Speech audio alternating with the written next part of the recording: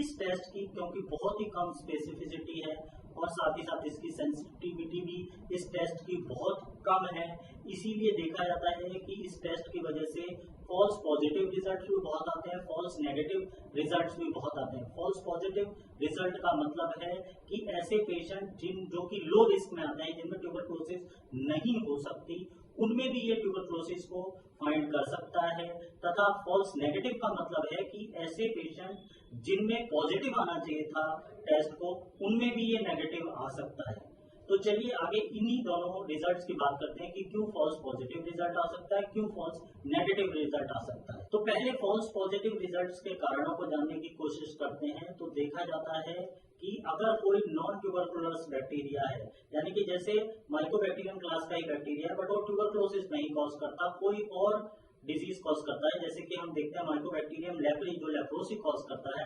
उसमें भी ये क्या कर सकता है, ट्यूबरकुलोसिस के रिजल्ट को शो कर सकता है, यानी पॉजिटिव आ सकता है। इसके अलावा जो बहुत ही कॉमनली देखा जा सकता है कि ऐसी कंट्रीज जिनमें बीसीजी का वैक्सीनेशन होता है, जैसे कि हमारी कंट्री में है, तो उनमें भी ये टेस्ट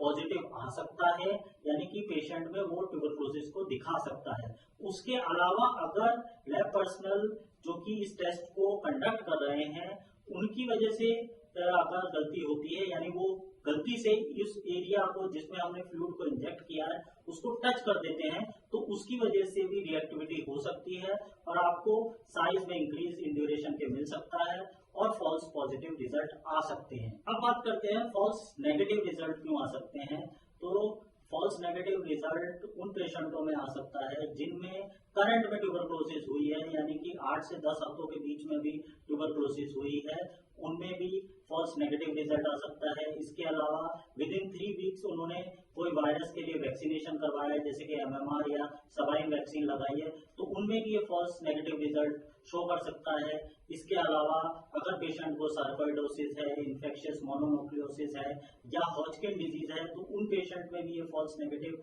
रिजल्ट शो कर सकता है। इसके अलावा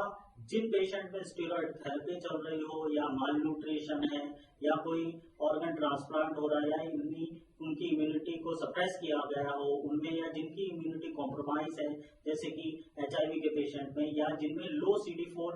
टी सेल काउंट है, उनमें भी इस टेस्ट का फॉल्स नेगेटिव रिजल्ट आपको देखने को मिल सकता है। अब फॉल्स नेगेटिव आने के कारण क्या हो सकते हैं। फॉल्स नेगेटिव का होने के लिए 2 कारण हो सकते हैं, क्योंकि इस टेस्ट को पॉजिटिव आने के लिए, रिएक्टिव होने के लिए इम्यूनिटी का फुली फंक्शनल होना जरूरी है। तो एक इसकी वजह से हो सकता है कि अभी जैसे कि जिन लोगों में ट्यूबरकुलोसिस है बट उनकी इम्यूनिटी कॉम्प्रोमाइज है, तो उन पेशेंटों में फॉल्स नेगेटिव रिजल्ट शो कर रहा है। इसके अलावा जिनको अभी करंटली ट्यूबरकुलोसिस हुआ है, उनमें जो देखा जाता है कि अभी बॉडी की इम्यूनिटी ने पूरी तरीके से रिएक्टिविटी क्रिएट नहीं की है उस बैक्टीरिया के अगेंस्ट में, इसीलिए ये टेस्ट, ये ट्यूबरकुलोसिस रिएक्शंस आपको नेगेटिव देखने को मिल रहा है। तो इन 2 कारणों की वजह से ट्यूबरकुलोसिस का अगर हम मॉडॉक्स टेस्ट को करेंगे तो वो फॉल्स नेगेटिव रिजल्ट शो कर सकता है।